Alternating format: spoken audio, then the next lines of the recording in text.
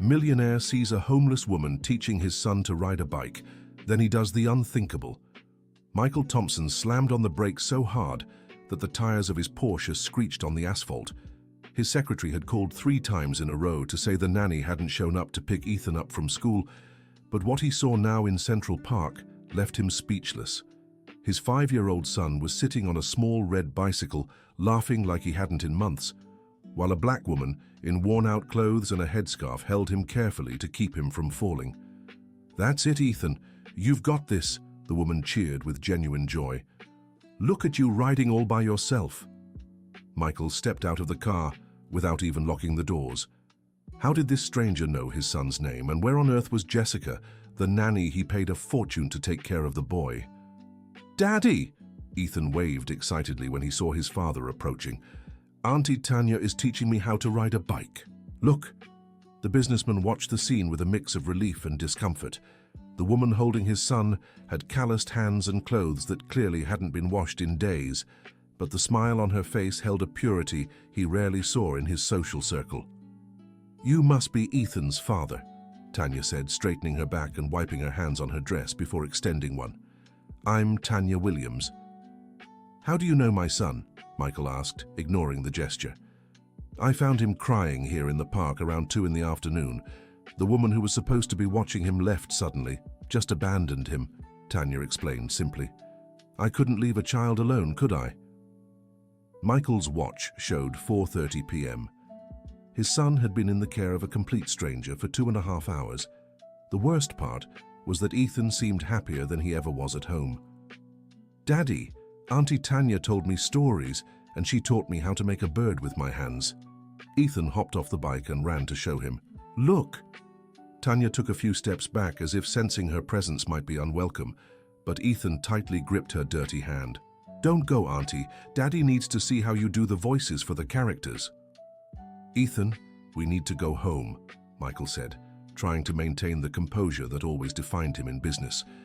"But Daddy, I want Auntie Tanya to come with us. She can have dinner at our house." The silence that followed was broken only by the distant noise of 5th Avenue traffic. Tanya gently released the boy's hand. "Your daddy's right, Ethan. You need to go home, but you can come back tomorrow if he lets you." Michael pulled out his wallet and took out a few $50 bills. "Thank you for looking after him. Take this as thanks." Tanya looked at the money, then into Michael's eyes. "You don't pay someone to love a child, sir. I took care of Ethan because he needed it, not because I expected anything in return." Those words hit Michael like a punch to the gut. When was the last time he had played with Ethan for more than 10 minutes straight? When was the last time the boy had laughed like that in his presence?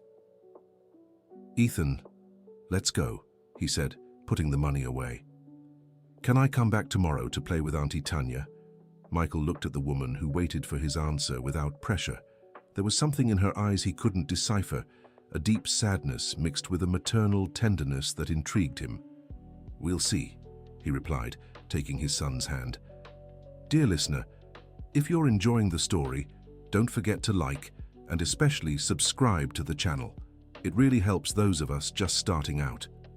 Now, continuing. On the way home, Ethan wouldn't stop talking about Tanya.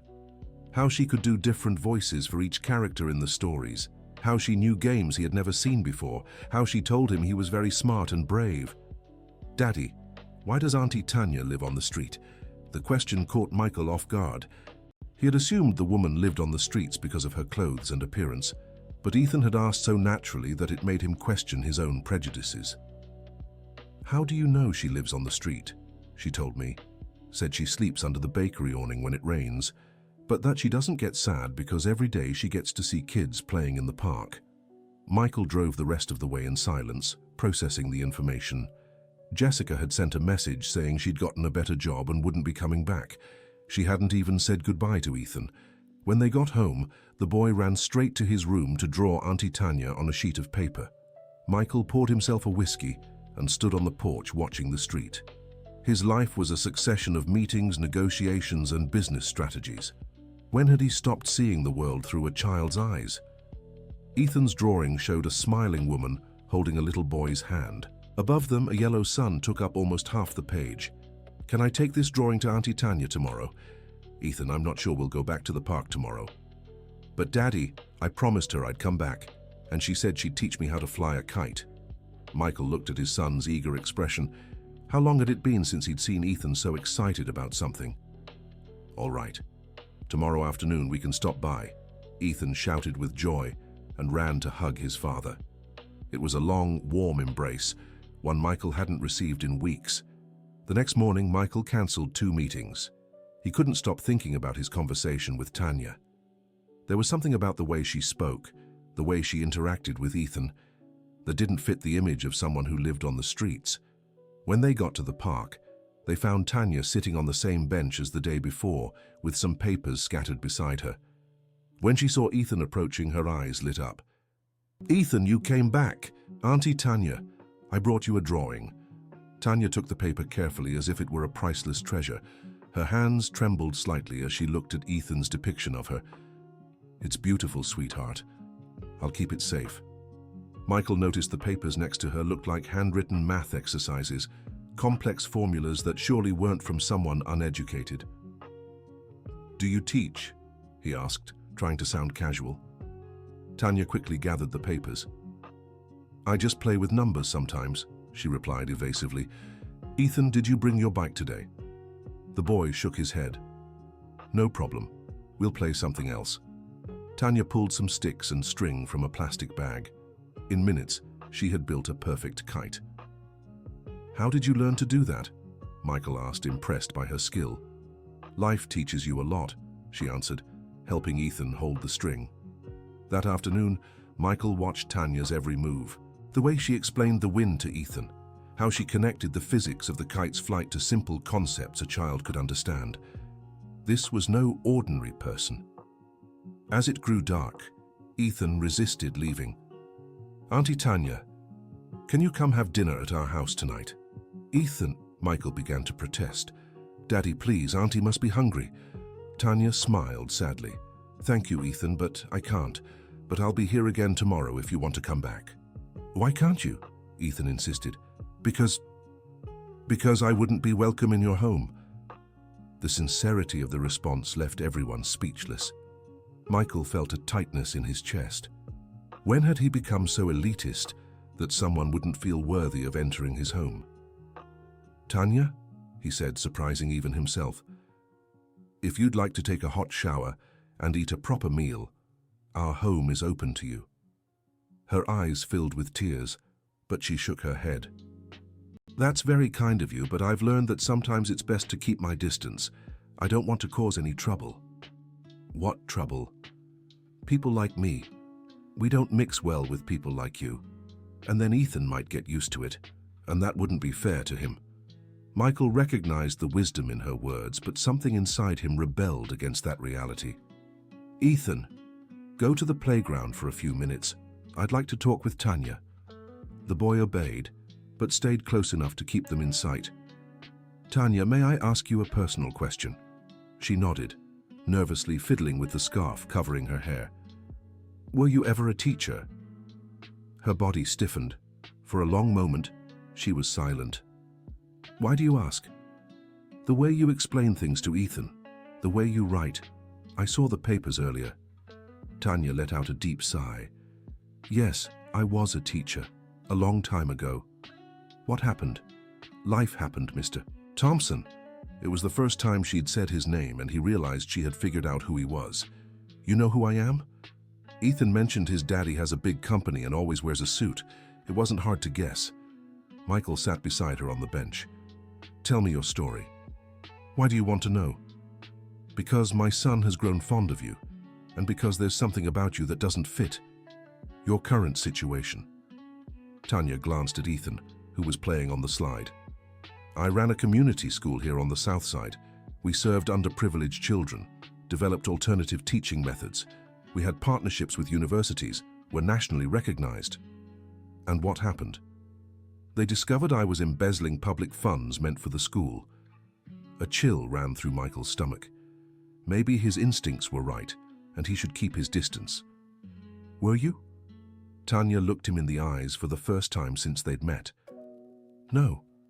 But someone was, And I was the principal, so the responsibility fell on me.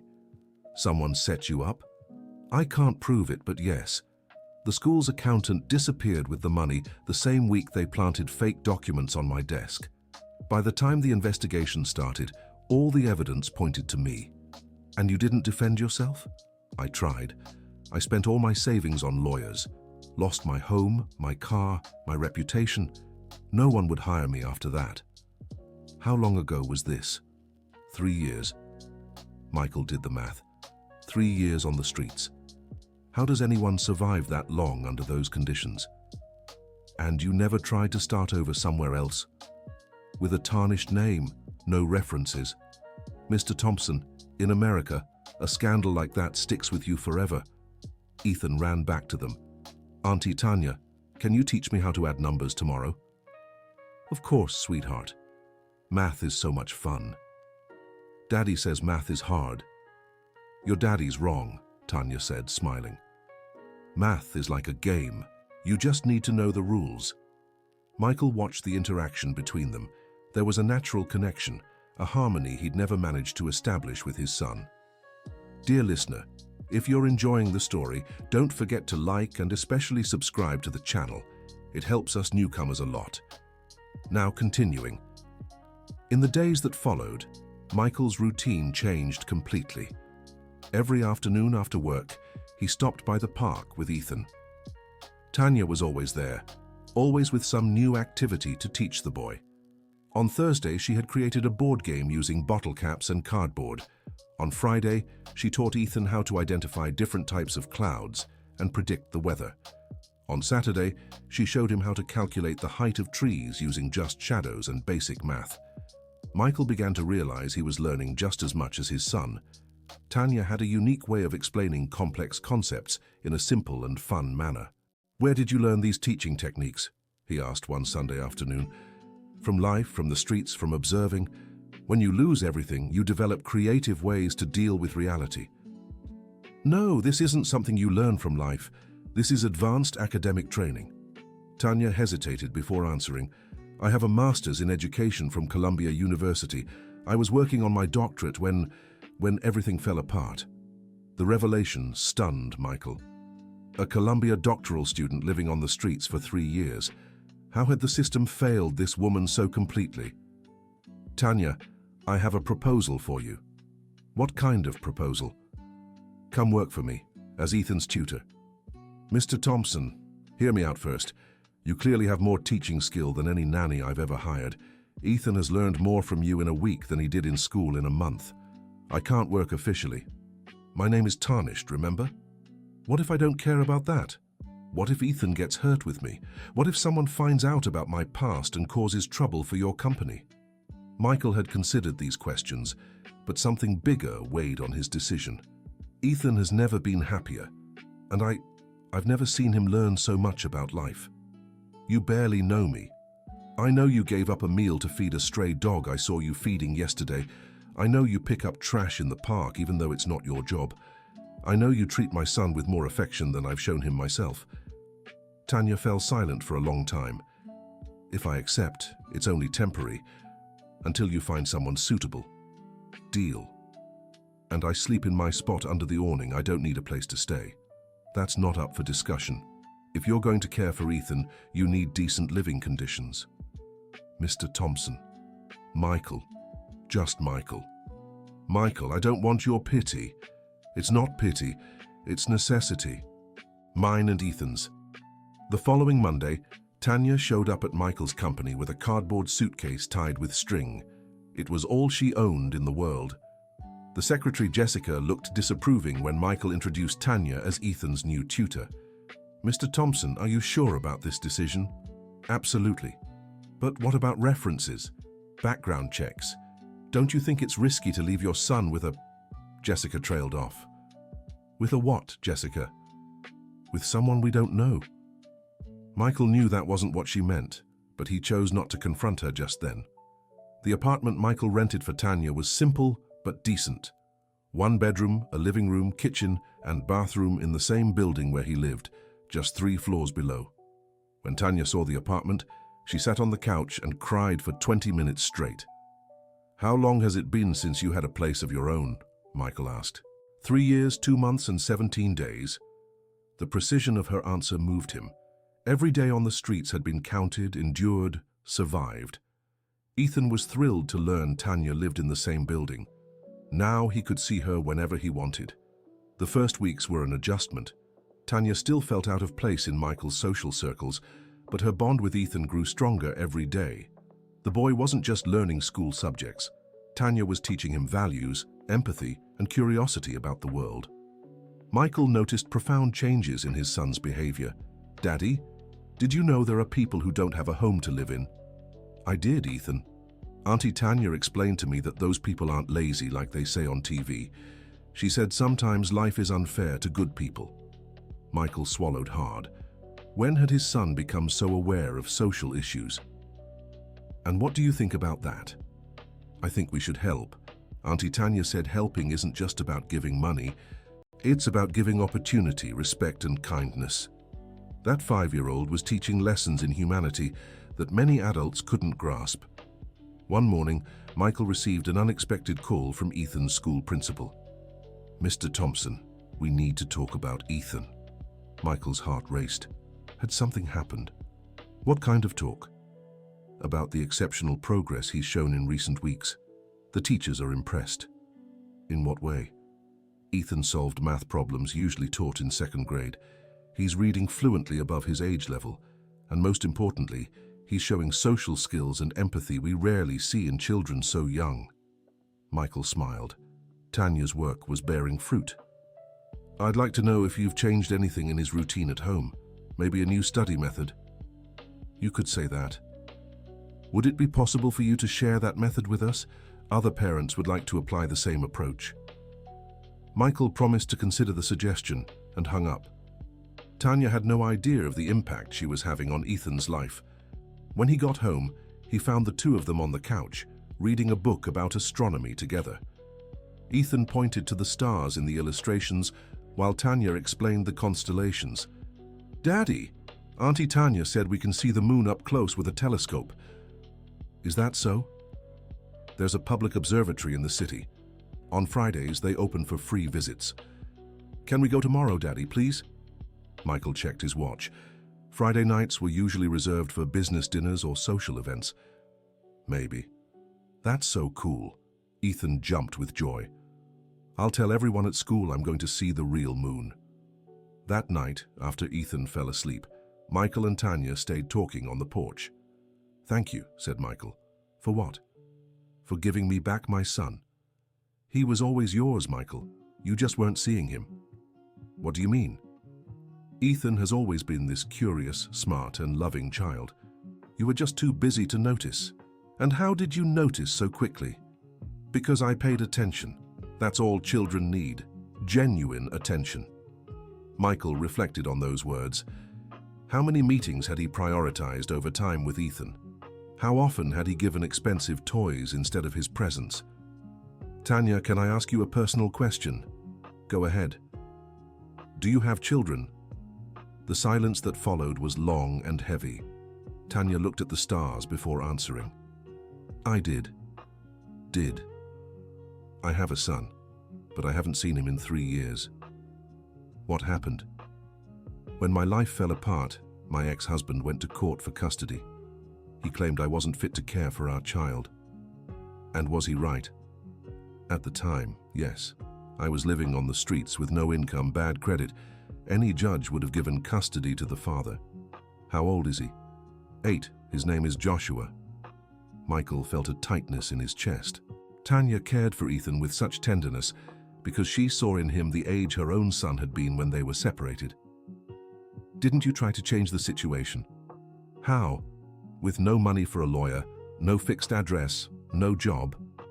The system wasn't made for people like me. And now that you have work and a home?" "Now I'm afraid." "Afraid of what?" "That he won't recognize me, that he's learned to hate me, that it's too late." Michael Thompson then understood why Tanya Williams devoted herself so much to Ethan. Every hug she gave the boy was a hug she wished she could give her own son. Every lesson was a way to stay connected to the motherhood that had been stolen from her. "Tanya, I can help you get in touch with Joshua. How? I have contacts in the legal field. We can review your case. Michael, that would cost a fortune, and there are no guarantees. Leave that to me. Why would you do this? Because it's the right thing to do. And because Ethan taught me that family isn't just blood. It's who cares, who loves, who shows up. Tanya began to cry silently. For 3 years, I've dreamed of the day I'll hold my son again. Then let's make that dream come true. On Monday, Michael called his private attorney, Mr. Richard Wilson. Richard, I need a favor. Name it, Michael. I want to review a custody case from 3 years ago. A woman who was unfairly accused of embezzlement and lost custody of her son. That's family law, not my specialty. But do you know someone good? I know the best, Ms. Jennifer Davis, but she isn't cheap. Price doesn't matter. Michael, can I ask why you're interested in this case? The woman works for me now, and it's important. Mr. Richard scheduled a meeting with Ms. Jennifer for the following Wednesday. Michael didn't tell Tanya at first, afraid of raising hopes that might not be fulfilled. On Wednesday, Ms. Jennifer listened carefully to the details of Tanya's situation. Cases like this are complicated, the attorney said. After 3 years, a new family routine has been established. The child has bonded with the father and possibly a new maternal figure. But what if we can prove her innocence? Even then, it wouldn't automatically guarantee custody reversal, but it could lead to visitation rights, possibly shared custody in the future. What do we need to do? First, obtain all documentation from the original case. Second, investigate the circumstances of the alleged embezzlement. Third, demonstrate that the client now has stable living conditions. How long would this take?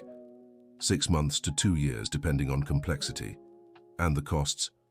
For a case like this, I'm talking at least $50,000, possibly up to $100,000 if we need private investigation. Michael didn't hesitate. I accept. When can we start? That night, Michael told Tanya everything. She was stunned. Michael, have you lost your mind? That's so much money. For me, it isn't. But what if we can't prove anything? What if it's all for nothing? What if we can? Tanya leaned against the wall as if her legs could no longer hold her. You'd really do this, for me?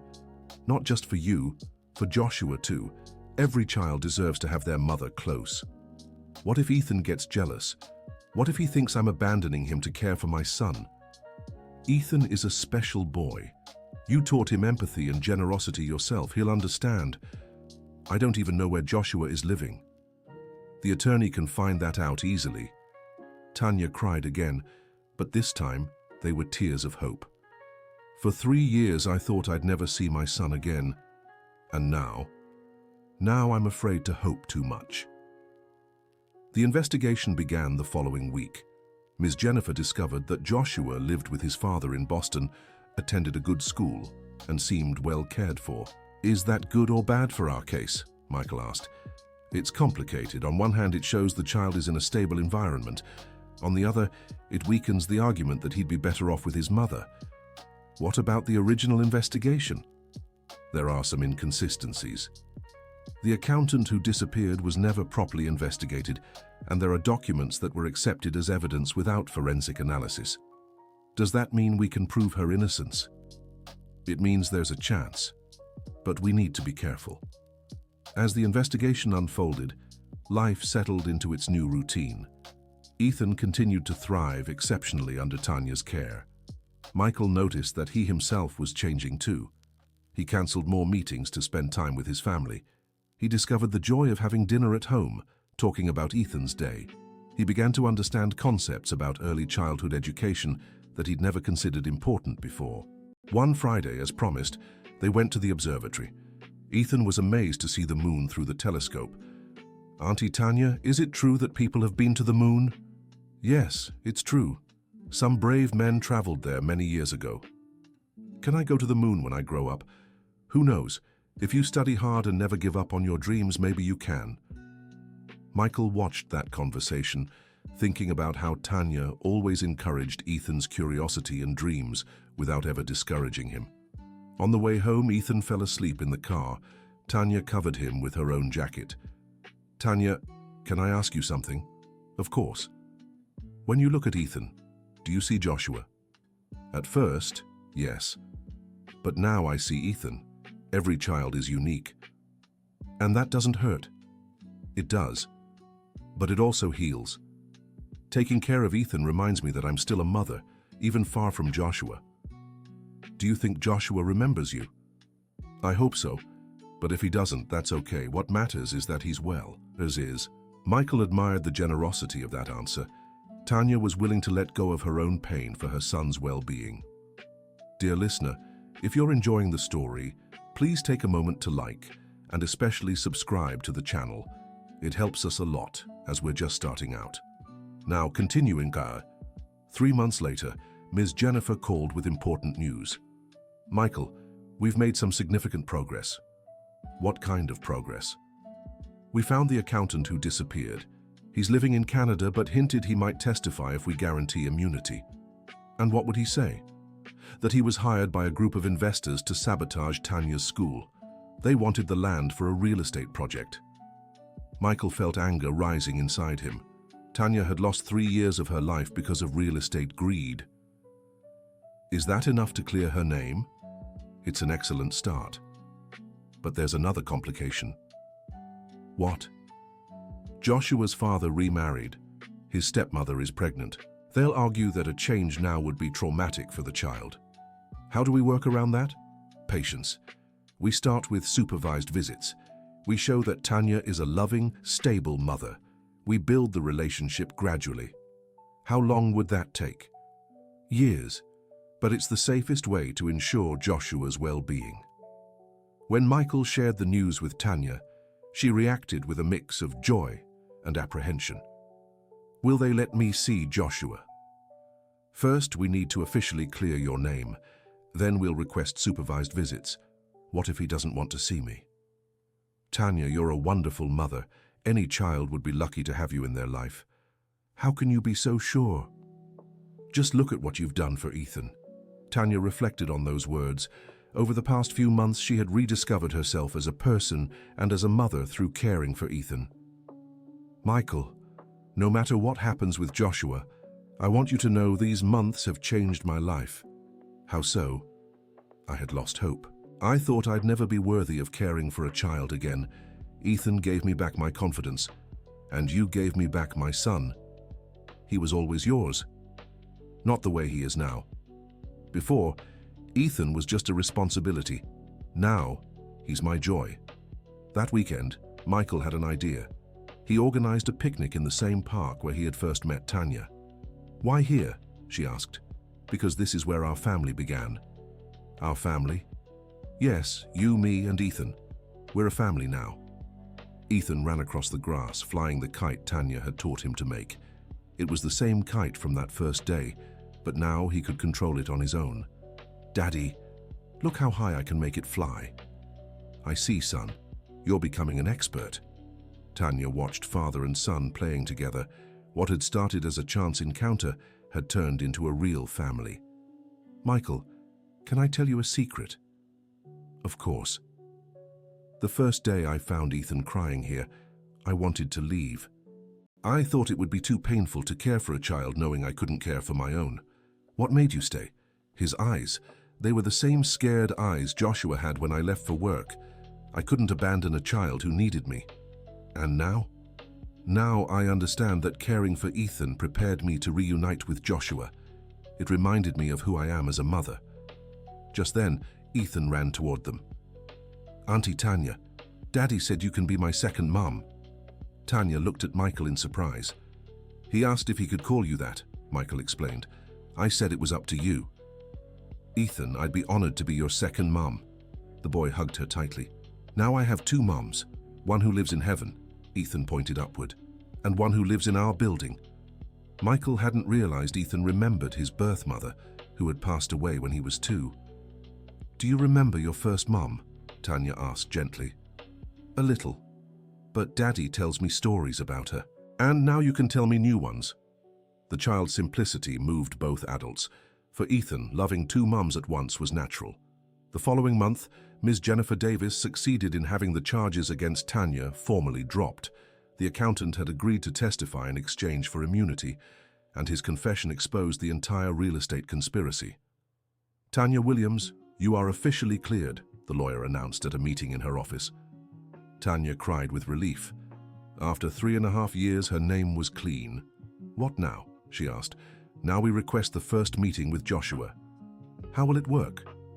"A supervised 2-hour visit in a neutral setting. You can't pressure him or mention the possibility of him living with you. It's just a reunion." "What if he doesn't want to see me?" "We'll cross that bridge when we come to it." The meeting was scheduled for the following Saturday at a family visitation center. Tanya was more nervous than Michael had ever seen her. "What if he doesn't recognize me?" "Tanya, you're his mother. That connection doesn't fade. 3 years is a long time in a child's life, and you've spent those 3 years preparing for this moment."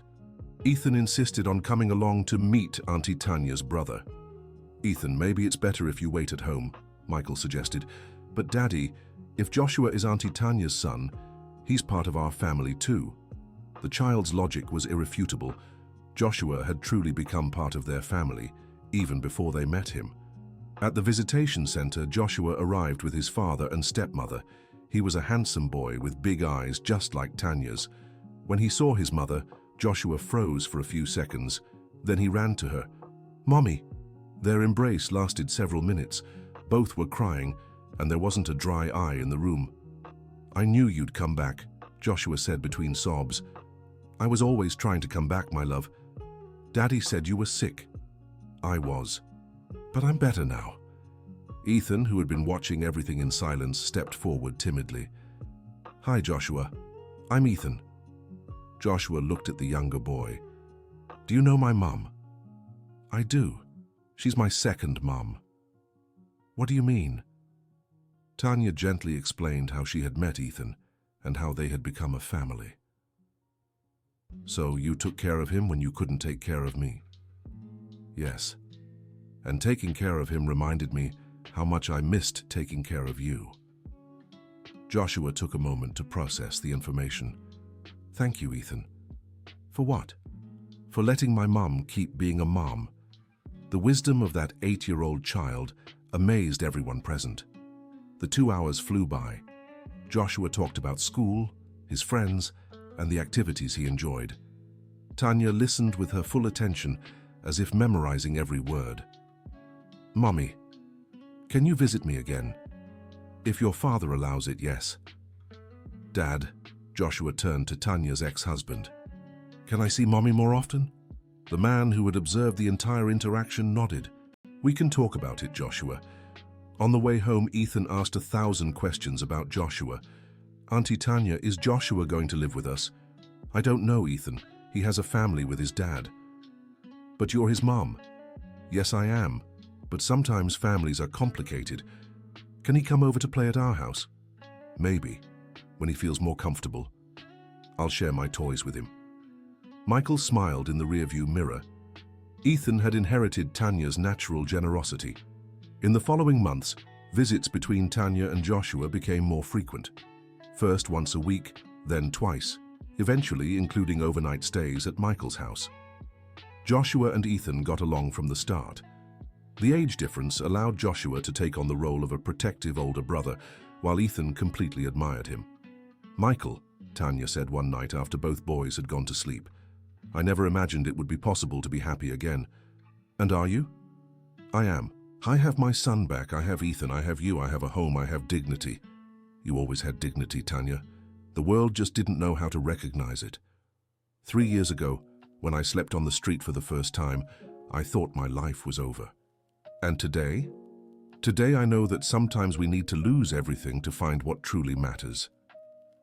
"What have you learned?" "That family isn't about DNA or documents. It's about love, care, and presence." "Ethan taught me that too. Children are wise. They love without complication, without prejudice, without reservations." 6 months later, in a surprising decision, Tanya's ex-husband requested a meeting. "Tanya," he said in a tense but respectful conversation, "Joshua has been asking to live with you." What do you think about that? I think he deserves to choose. He's old enough to understand what he wants. And your wife? She understands. We're expecting our first child. Joshua will always be welcome in our home, but maybe it's fair to give him the chance to live with his birth mother. Are you sure about this? Joshua is a happy, smart, and loving child. That means we've all done our job well. Now it's time to let him decide where he wants to build his future. The transition was gradual. Joshua started spending 3 nights a week at Michael's house, then 4, then 5. Eventually, he moved in completely, but kept in regular contact with his father and stepmother. Michael renovated one of the bedrooms to create a space Joshua and Ethan could share. The 2 boys loved the idea of being roommates. Home life changed completely. Dinners that were once quiet were now filled with conversation, laughter, and stories.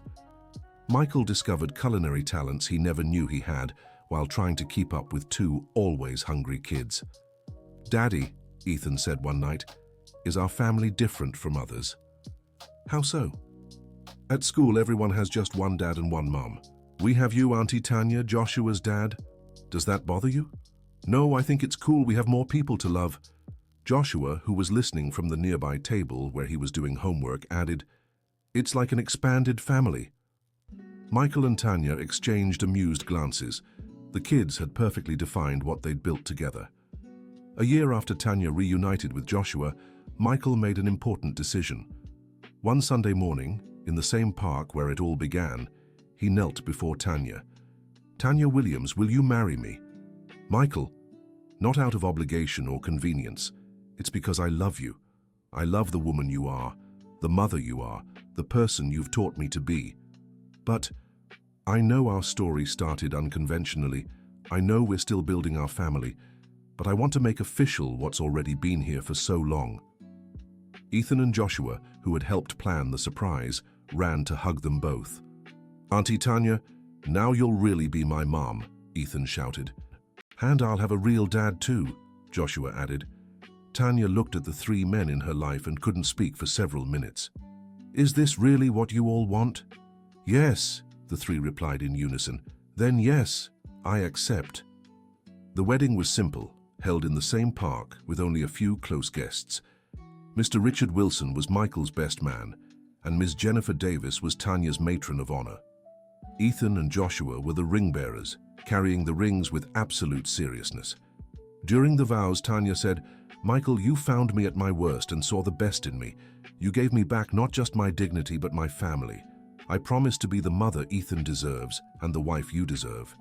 Michael replied, "Tanya, you turned our house into a home. You turned a workaholic businessman into a present father. You taught me that success isn't measured in numbers, but in smiles. I promise to honor and protect our family for the rest of my life." After the wedding, life settled into a happy routine, though not without challenges. Raising 2 kids required patience, creativity, and lots of communication between Michael and Tanya. Joshua, who had spent years without a mother, sometimes tested boundaries to make sure Tanya wouldn't leave again. Ethan, used to being an only child, had to learn to share attention and toys. "It's normal," Tanya explained to Michael one night after mediating a fight between the boys. "They're building a sibling relationship from scratch. It takes time. Sometimes I wonder if we did the right thing bringing them together so quickly." "Michael, look at them sleeping." They went to the bedroom and found Joshua and Ethan sharing the same bed, cuddled like true brothers. Kids are resilient. They'll adapt better than we will. 2 years after the wedding, Tanya received an unexpected offer. The Department of Education had heard about her innovative teaching methods and wanted to hire her to develop a national early childhood education program. "It's a once-in-a-lifetime opportunity," Michael said. "You could impact thousands of kids." "But it would mean traveling a lot, being away from you all. Tanya, you spent 3 years on the streets fighting to survive. Now you have the chance to use that experience to help others. You can't waste it." "What if Ethan and Joshua feel like I'm abandoning them?" "They'll understand, especially if we explain you're working to help other kids." Tanya accepted the proposal but set conditions. They would only work during the school year, with all trips concentrated on 3 days a week. ensuring she would be home on weekends and holidays. The program she developed revolutionized early childhood education in the country. Based on playful methods, emotional development, and social inclusion, it was implemented in public schools across America. Ethan and Joshua proudly told their friends that their mother was a specialist in teaching kids. "Auntie Tanya," Ethan asked one afternoon, "are you going to teach other kids like you taught me?" "Yes, I am. Why?" "Then will they become as smart as me?" "We hope so." "That's so cool. I want all kids to be as happy as we are." Joshua, now 10, had developed an interest in social justice, inspired by his mother's own story. "Mom, when I grow up, I want to be a lawyer like Ms. Jennifer." "Why?" "To help people who are accused of things they didn't do, like what happened to you." "It's an important profession, Joshua, but you have time to decide." "No, I've already decided. I want to help families stay together." Michael listened to these conversations with emotion. His children were growing up with strong values, social awareness, and above all, love for family. One winter evening, 5 years after their first meeting in the park, Michael found Tanya on the porch gazing at the stars. "What are you thinking about?" "How unpredictable life is." "How so?" "5 years ago, I was sleeping on a cold rooftop, with no hope, no future. Now I'm here, married to you, mother to 2 wonderful boys, with a career that impacts thousands of children. You deserved all this and more." "It's not about deserving, Michael. It's about not giving up, believing there's always a chance to start over." "What surprises you the most about our story?" "That it all started with you doing the right thing." "How so?" "You could have called security. You could have taken Ethan and walked away without looking back. But you chose to trust a stranger." "Actually, it was Ethan who chose to trust you. I just followed his instinct."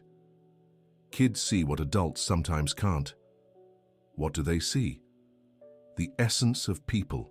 Ethan saw in me the mother I always was, even when I had forgotten it myself." Just then they heard footsteps in the living room. Joshua and Ethan appeared in their pajamas. "Aren't you two asleep?"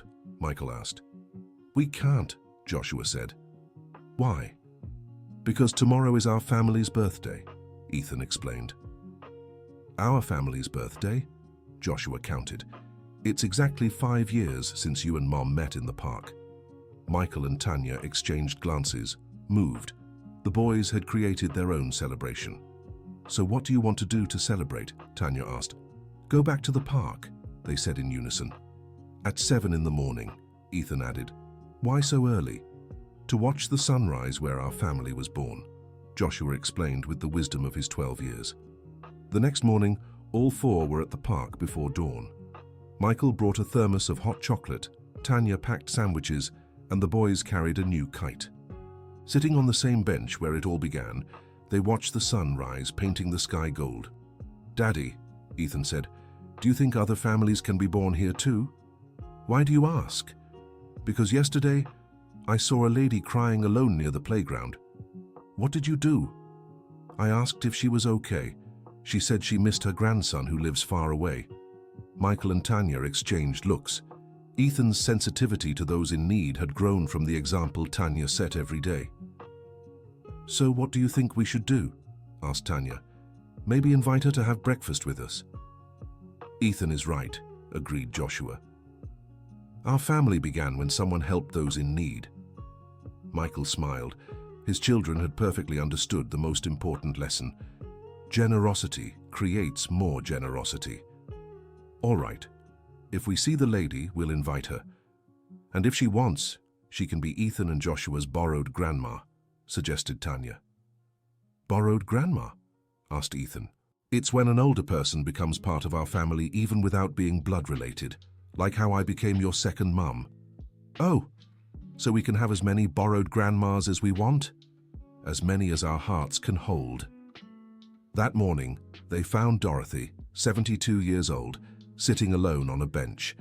Her children had moved abroad, and she visited the park to watch children play because it reminded her of her grandchildren. "Dorothy," said Ethan with all the politeness Tanya had taught him, "would you like to have breakfast with our family? That's very kind, dear, but I don't want to intrude. You're not intruding, assured Joshua. Our family started just like this, with people helping each other. Dorothy ended up accepting the invitation. During the improvised breakfast in the park, she shared stories from her youth, talked about her distant grandchildren, and was charmed by the boys' manners. "You have wonderful children," she said to Michael and Tanya. "We're very lucky," agreed Tanya. "Would you like to be our borrowed grandma?" Ethan asked, as if it were the most natural thing. "What's that, dear?" "It's when we adopt each other as family, even if we're not related. Auntie Tanya was homeless and became my second mum. Joshua was from another family and became my brother. Now you can be our grandma." Dorothy began to cry. "It's been 2 years since I've been close to children." "Then it's settled," announced Joshua. "You're officially our grandma, Dorothy." From that day on, Dorothy became a constant presence in the family's life. She visited them on Sundays, taught Tanya traditional recipes, told the boys stories about old America, and found a new purpose in life. Michael noticed a pattern. Their family grew organically, embracing people who needed love and had love to give. "Tanya, our home has become a haven," he remarked one evening after Dorothy had left following a family Sunday. "Does that bother you?" "Quite the opposite. It makes me proud.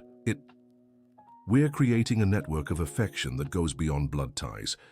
That's what happens when people understand that love doesn't diminish when shared, it multiplies." 2 years later, when Ethan turned 9 and Joshua 14, the family received news that would change their lives again. Tanya was pregnant. "How do you feel about having a little brother or sister?" asked Michael. "It'll be amazing," said Joshua. "Now I'll get to teach someone younger than me. And I'll teach them how to ride a bike," added Ethan. "What if it's a girl?" "Even better," said Ethan. "We've never had a girl in the family." Tanya's pregnancy was cherished by their entire extended family. Dorothy volunteered to be the baby's official grandma.